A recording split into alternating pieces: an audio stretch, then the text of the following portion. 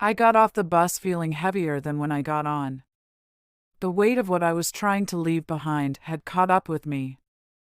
I remember feeling relief, weightless even when I got on the bus, but now it was all over. This was not what I had hoped for, but there was nothing I could do about it. I grabbed my lone luggage and crossed the street. The smell of the busy street was new to me. It wasn't like the smell of the small streets in the small town I had just left. This smell was thick. It felt as if I could feel it entering my nose, dragging itself into my lungs. Food trucks were everywhere, each loudly offering you a different cuisine. I wasn't hungry even after the 8-hour bus ride to this new place I would have to call home.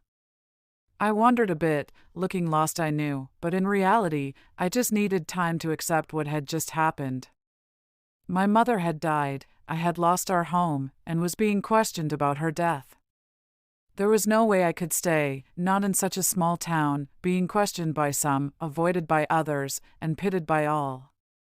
If I stayed, that would be all I would be known for, the only child of a woman who mysteriously died.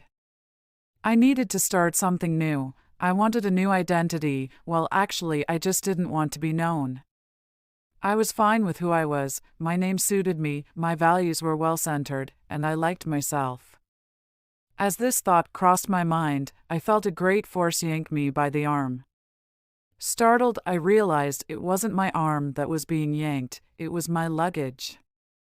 I don't know why, but I didn't scream, I didn't move, I just watched the thief run off with my luggage. For a second, I felt embarrassed at the thought of anyone noticing what had just happened. I just stood there, confused and then heartbroken. I sat down on a bench. In any other circumstance, I would have checked the bench for gum, bird poop, or dirt, but now nothing mattered. What was stolen was only materialistic things, everything could be replaced. Luckily, all the money I had to my name was still in my pocket. I had enough to get me through a couple of months of living at a hotel while I figured things out. I finally got up and started walking towards a hotel I had seen on the way in. As I reached for the door handle, the door opened on its own. I instinctively said sorry. That was one thing I did not like about myself, always apologizing for random things that made no sense. My mother, in her own words, thought I was socially awkward. I blamed it on being an only child. Luckily, this man did not hear me and simply smiled. That smile. I knew that smile. A little crooked, a little cocky. I immediately looked back and to my horror, he was looking back too. We both had confused looks on our faces, but both looked away and kept walking in opposite directions. Confusion was the last feeling I needed to feel now. I needed clarity to get through this, but I couldn't shake off the feeling of knowing this man. I was not expecting such high prices, and it turns out I only had enough to book the hotel for a month. I had no choice, I was not going back. I booked it for a month and went up the elevator with nothing in hand other than the hotel room key. I laid on that bed for what seemed to be a few minutes, but later realized had been almost 2 hours. The daylight was almost gone. I slept the day away, hoping that the next day would be less painful. I woke up feeling heavy. Why was this such a reoccurring feeling? I quite literally had nothing, no possessions, no thoughts, no emotions, yet I still felt heavy and small. I headed to the lobby looking for the bare necessities. I was handed soap and lotion but had to purchase toothpaste and a toothbrush. As the elevator doors opened, the man from the day before appeared right before me. I immediately looked down, not exactly sure why, but I noticed he did the same. Now I was even more confused. I entered the elevator as he left it. Back in my room, I tidied myself up as much as I could. I had to look for a job, anything would do, I decided. I would not scoff at any available job, I would not try to use my degree, and I would get whatever was available.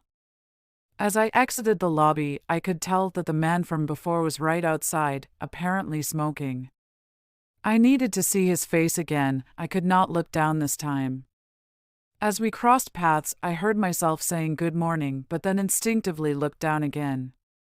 He said good morning as well, but this time I did not see if he looked down or looked at me. I decided that this should not take up space in my day. I had to find a job. I was lucky to score a cashier job in the first place I asked. I knew I should feel some kind of joy, but I felt nothing. It was just one more thing to cross off my list. I would start in a couple of days.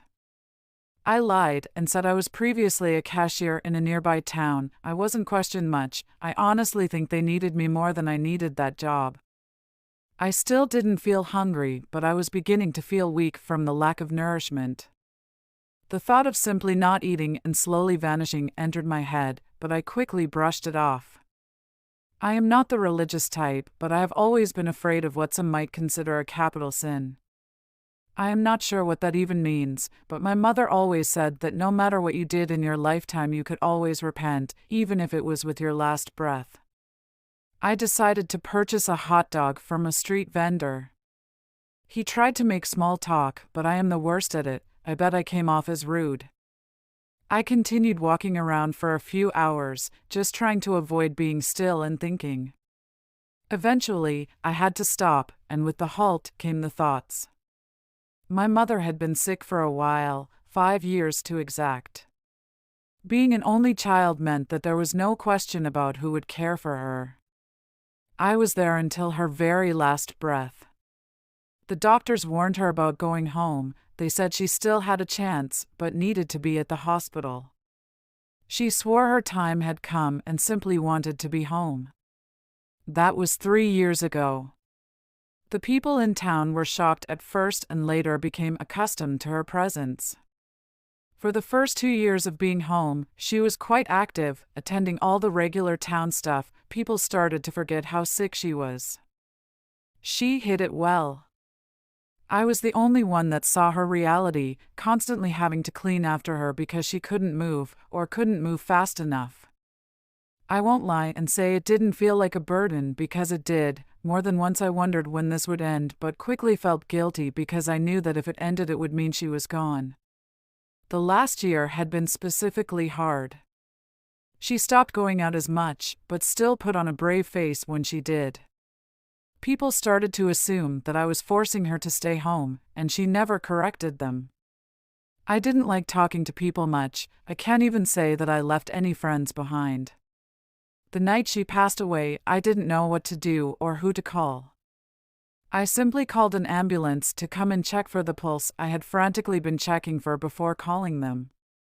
The ambulance drew attention to the situation, and when word got out, everyone was confused. The rumors quickly started. I heard them all. It's as if they were not trying to hide them. Some thought I had stopped caring for her properly, didn't follow the doctor's orders, and others went as far as to claim that I caused it to get rid of this responsibility. I knew my conscience was clear, and I wouldn't have to repent of anything involving my mother's death at my last breath. I wish things would have been different. I wanted to mourn her in our home. Now I was in a new town, trying to make a new life.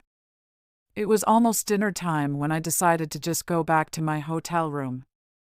Entering the lobby, I saw my stolen luggage by the front counter. I was shocked and confused, but didn't do anything. I looked around, but no one was directly next to it. What if it wasn't my luggage? I couldn't just walk up and take it. I decided to stick around until I saw someone get it. I had to wait a long time, aimlessly looking out the window, pacing around pretending to read the signs posted, but then he grabbed the luggage. The same man I kept seeing over and over again. As soon as his hand touched it, I remembered where I knew him from. He had been the thief that yanked the luggage out of my hand. I saw him walk away with my luggage once again. Once again, I just stood there not doing anything, feeling my legs feel so heavy that it felt like they were glued to the floor. Why would he use the luggage in the same hotel that I was staying in? Maybe he didn't know I was the one he stole it from, I thought. I was so confused, but debated whether it was even worth the fight. I didn't have anything important in it. A clean set of clothes would be nice, but not necessary. I let it go. I wouldn't know how to confront him about it even if I wanted to. I left the hotel in search of something new to wear. I walked a lot during this time. I didn't have the money to call a taxi, but walking did me good. It served as a distraction. The next day I saw the man in the lobby again. I didn't look down this time. I looked directly at him and said good morning. It's as if knowing he was a thief gave me more confidence. I had something on him, and that made me feel above him.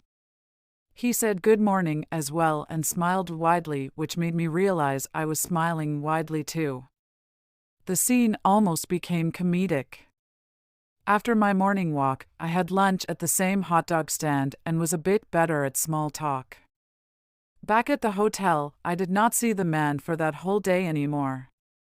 3 days passed and nothing. I assumed he had left the hotel. On the fourth day,